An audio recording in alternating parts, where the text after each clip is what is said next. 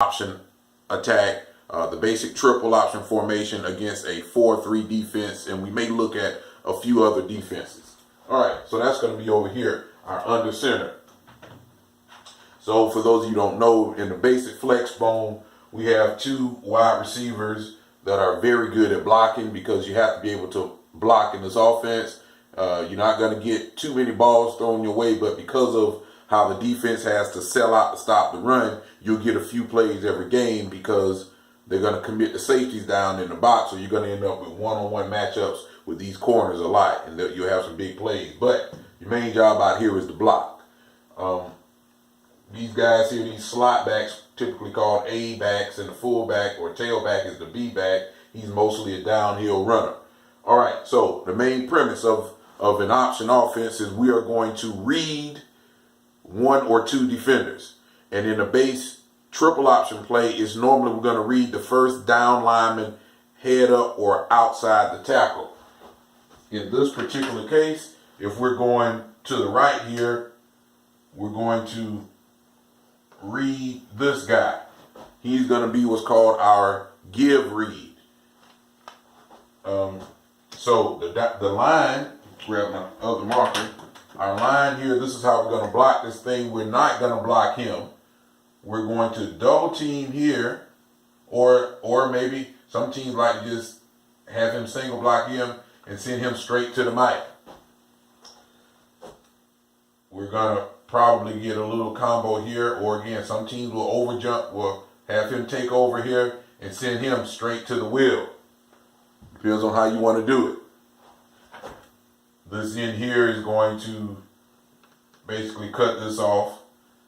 This slot, pre-snap, is going to go in motion and become the pitch man in this direction. All right, you guys have seen that before. Again, this is what Georgia Tech normally runs. This, the way I was taught it, and some teams do it differently, this guy aims at the outside leg of the guard and runs this track. That's his track. Quarterback here, if I'm the quarterback, open up at like 3 o'clock, or, well, some people teach 3, or just open up at 45, slight variation. Again, I haven't taught it this way in a while, so some of you purists don't beat me up, okay? But anyway, quarterback's gonna open up and look right at this guy right here. He's gonna open up and look right at him. If this guy, because remember, we're not blocking him. If he comes up the field, this quarterback is going to give the ball to this guy right here, and somebody else has to make the play. If the guy sits there, plays what we call the feather technique, what does that mean? He plays and just sits right here, we're still going to give him the football. If this guy comes down the line, and again, some of you under center guys, y'all might have a different version of it, but that's the way I was taught it. If he comes down the line, we're gonna pull it. Now the quarterback's going to come right here. Then the second read, this guy, the Sam linebacker, he now has a decision to make. If he comes to the quarterback is gonna attack this shoulder. He's going to attack that shoulder and run right at it. If Sam comes, quarterback's going to pitch the ball to my trailing A-back. All right? I forgot to say this other A-back over here, when it's too high, our rule was simple. If it's 2 high safeties, you go block one of them. If it's 1 safety, you go block a linebacker. It was simple as that. So I have 2 safeties. We're going to arc release this guy. Go block the safety. So we got 2 unblocked defenders. We're reading both of them. Again, if the end comes down, quarterback's going to keep it. We're going to attack the Sam linebacker here. We're going to block this. Typically here we'll stalk block the corner. And again, if the team wants to do a whole lot of man-to-man stuff, then we can get jazzy and get 2 for 1. We can run some load options, but I'll save that for another. We're going to actually just do a full series on different ways to block this option. This is a basic way to block the option. Those of you that run the option, yes, I know I can load this guy or I can load up on this guy right here. I mean, we could do speed option. We could do a lot of different things here to get the ball on the perimeter. All right, to circle the defense. So, advantages of this, again, it's a great play. The main thing, the advantage that it has on the gun triple option is it's a quick hitter. This thing happens so fast that if this hole opens up, this guy can be hitting his head on the goalpost pretty soon. So that's a huge advantage. That is one check mark. This is a quick hitter. All right. I put this as an advantage because a true under center team is going to work on this pitch phase a whole lot. So that means they're probably going to be very good at running the pitch off of it. They're going to be good at running the speed option, different variations of where they're having to pitch the ball. Now, of course, that means you have to commit a good amount of practice time to it.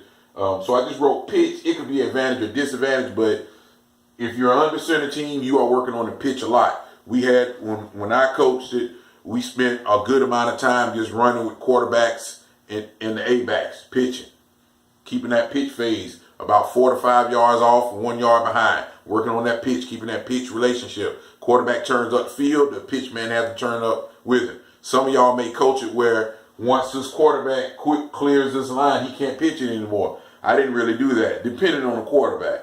I like to tell my guys, you keep that pitch relationship so we get right here and all of a sudden this safety or this corner or this freeze come over to make the play, we can still pitch it. But, you know, it depends on your coaching philosophy. All right, coming back over here. Now we have the gun triple. Very similar, guys. Very similar. What I like, I got this from Tony DeMayo. I want a seam and a double team. I want to double team everything. We're going to move this guy. We're going to move this line of scrimmage, right? We're double teaming this tackle. We're going to freaking put him in the Mike linebacker's lap. That's what we're going to do with him. Double team. We're going to take this nose. We're going to double team him, put him in the lap of the will. And again, you do have to teach that. This guy right here, my center, he's going to step and push with that hand. The other guy's going to step towards him and push, and we're blocking just like this. Eyes on the linebacker, so that linebacker comes off. He comes off, I push, the other guy takes over, and I go meet the linebacker. You have to rep that, though. You do have to rep that. But I want seams and double teams. Where's the seam? Well, the seam comes from the double team. If we are doubling this guy, we're going to push him, and we're going to create a big seam somewhere in here. The advantage of the gun option is, like over here, this play runs in that gap. Because of these seams and double teams, this is a B gap to B gap play. The way we coach our running backs. Now again, I still can get this drop motion here, right? Pitch man, same rule, too high, go block the safety. So we are reading the end for the give read, reading the sound for the pitch, right? But the way we do it, we don't aim at that. We take a step and we're coming straight downhill. Tony DeMayo taught it and I loved it, so I stick with it. Teaching slide and glide. Because if this tackle here were to try to cross his face, all my guy's going to do right here is bend it and go that way. If this A gap is open, he's going to hit it 100 miles an hour. So this play can, and same thing, if they have a stun on, if this nose is going to shoot across here, then he's going to do that. So that's the way we teach it. Slide and glide. It becomes a B gap to B gap play. Over here, the defense knows we get motion this way. The play is going that way, so we have to defend this side of the field. Over here, this free safety can rotate heavy if he wants to because of that motion, but we can get a lot of backdoor game breakers with this B gap to B gap. So that's one advantage. It's a B gap to B gap play. The other advantage, remember over here we said that these guys work on the pitch. Well, we work on the pitch a lot too, but what I really like to do instead of putting this guy in motion, Why don't we just go ahead and set him up out here? Let's say we put X out a little wider and put our other guy out here. And we'll just run the bubble. We'll run the bubble. All right, we'll run the bubble. And now nothing changes though. Nothing changes. We're still reading here. If this Sam comes and attacks the quarterback while the quarterback here, he just throws the bubble. All right, so nothing changes. We just throw the bubble. And the reason we do that is because we're throwing a bubble in our game, in our package anyway. We're already throwing the bubble. We are throwing other RPOs off of this. All right. So in addition to having the regular option game, we now have RPOs attached to it. All right. And we're going to do a whole video on some RPOs that we attach to our option game. But that to me is a huge advantage. The quarterback is in the gun. He's already at passing depth. So if we want to throw a quick game, and here's the other thing. What we'll sometimes do, we might stalk this. Come over here. This guy, we could stalk him. Sometimes we'll just have him run the gift route. If this corner plays off, throw the gift every time. Take the gift. Thank you, 5 yards. Thank you, 5 yards. Thank you, 7-10 because you missed the tackle. Thank you. We'll take the gift every freaking time. Right? So we can just have a gift just tagged into it on the backside of the play all day long. No, you don't need to call anything.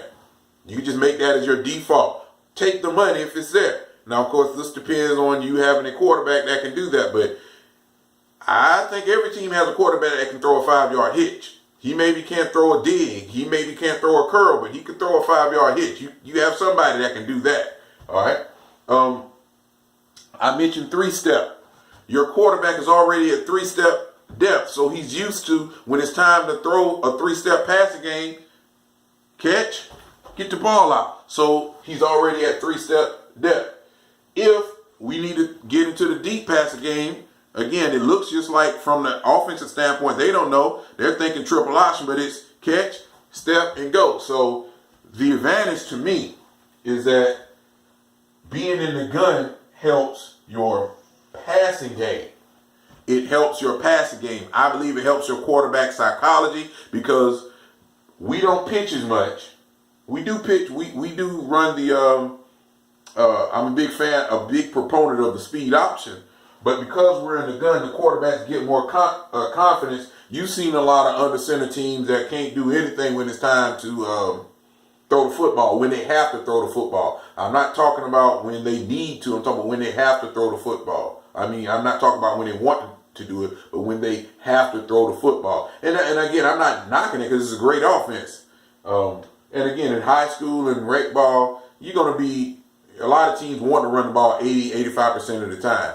I'm fine with that. If I can do that, I'll do that. But I want my team to have the ability to be about 60-40, 65-35 run. And even now, really, it's more about 60-40 because all these RPOs and these bubbles. It doesn't matter to me. I want 5 yards of play. I prefer more, but I'll take 5. Doesn't matter if it's a bubble, if it's a 5-yard hitch route, if it's the 5-yard dive, if it's a pitch. Doesn't matter to me, but I want to leave 5.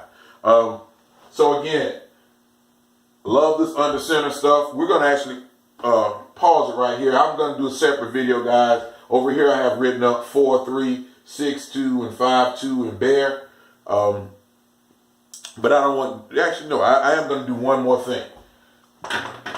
The one play that I really, really love, I like the triple. I mean, that's my favorite. My second favorite is good old fashioned midline, the defense killer. So we're going to again do it from this under center set against a 4-3 defense. Will, put a Mike, put a Sam, strong safety, corner, X receiver. And again, guys, I know that defenses can line up differently. I know that I might get all kind of defense, different fronts. You know, if you're an option coach, you're going to get the defense of the week. We'll do that video another time. Prepping your team for the different defenses. That's why I wrote this stuff over here. And even with us, we know that there's other defenses you can see. Having said that, midline, middle of the defense. This back goes in motion as before.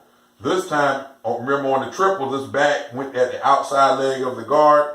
This time, this back's coming straight downhill. Straight downhill. This time we are reading not the end man on the line of scrimmage. We're reading the first man head up or outside of the guard. So this guard is going to slip underneath him and go to the mic. Very similar here. We're going to try to cut that off, get to the wheel. We're going to get that in. This time we're just going to block that guy out. Quarterback's going to read this guy. If he gets a pull, read, he's going to replace him right up the gut. Now, very often, teams will do this. Normally, remember on the option rule, I said if it's too high, we block him. Well, lots of times, teams will fold this guy back up to lead up on that Sam. All right. Other things you can do is fake motion. This guy dropped back in motion instead of this one. Then on the snap, he slams up in there, and he uses a fake twirl motion. It's lots of ways you could dress that up, but that's devastating to the defense. We got your quarterback with a lead blocker. It becomes like an ISO read. It's an ISO on that linebacker, and you got a read here, so it's a devastating play. Let's take that to the gun. A lot of teams don't really run, and I didn't run the midline from the gun for a while. I'm going to go ahead and draw it up in one of the sets that I like. Same front.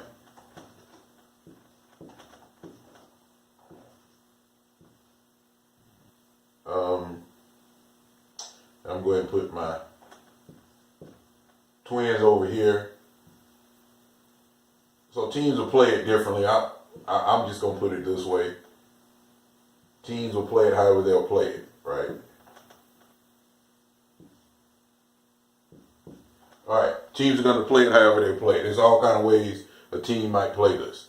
But, so, against this front, because we're in the gun, remember one advantage of the under center was that it was faster. The gun is a little slower. I should have mentioned that last time. The gun option is a little slower than under center. Finishing up this last segment of gun option versus under center football. We had begun to discuss the midline, which is also a devastating play in which we read the 3 technique. Now, most teams don't really run a pitch off of this. Some teams do. Your quarterback got to have a lot of courage to do that because it happens very fast. But in the gun is very similar. We're still going to read this guy right here, this tackle. We're going to block out on that end. The only thing, what I was saying in the last video is this play happens a little slower than under center. So what I like to do, I want to put just a little hand on this tackle and then go to the mic. I literally want this guy to do this. Boom, just shoot him one, just to slow him down just a hair. Stick him one time. Get up under him. He has to get under him though. He can't let this, we don't want him to cross his face. We want him to try to get up underneath. Now again, here though, I still want my double teams. I want my double teams. All right, I want to move this interior line. With this Y here, you do it by game plan. But the first couple of times, I'll insert. It becomes ISO. I'll fold him up inside. Tailback is doing the exact same thing he did last time. Nothing new for the quarterback and tailback except the quarterback's read is closer. If he gets a pull, he's going to replace that guy. Now, of course, same kind of thing. We can run bubbles. We can do snag corners off of that. We could do other stuff. That would be, and again, we could have a gift backside.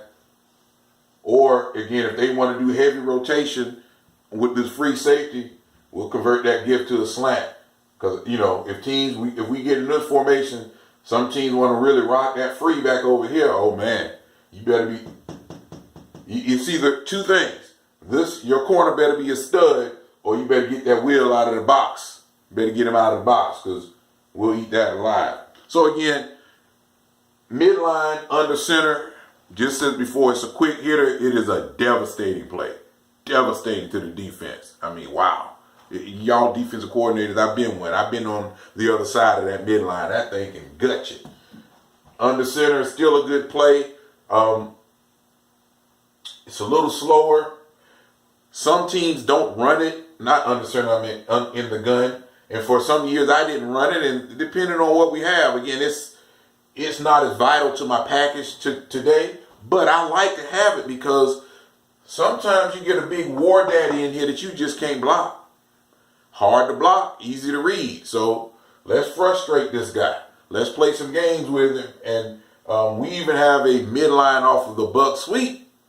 So if we don't carry this version of the midline, we have another version that we'll carry, because we're going to run the buck sweep a lot. So we have a midline version off the buck sweep that if this guy's making plays, we're going to frustrate him. We can trap him. We can read him.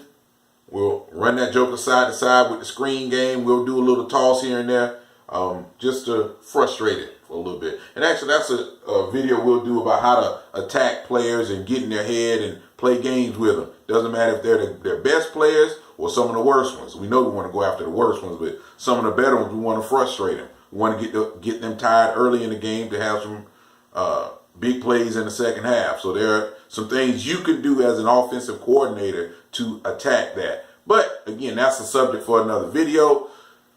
Again, I do like the under center game.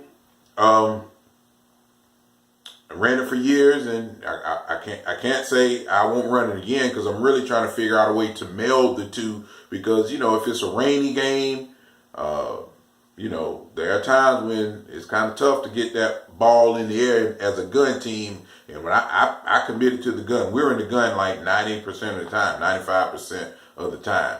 But there are times when you want the ability to go under center. So again, I'm actually trying to meld a few of those concepts together.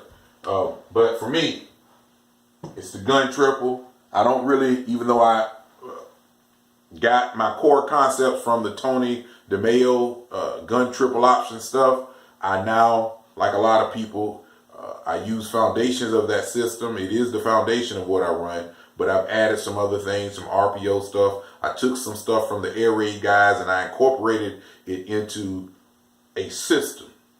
It's a hybrid of other systems, but it's not just a collection of plays. Each play is in there because it gives me something different, but I also have plays to protect plays. Again, subject for another day. So, what's your favorite part of option football? Are you under center or are you a gun option guy? Please leave a comment below. Any future videos, any questions that you have, leave them below and I will address them. At some point, we'll do some more technical details about how exactly do you teach your tailback, what's the quarterback's footwork. We'll talk about that again in a coming video. Dale Myers with Football Advanced. We'll see you soon. Take care.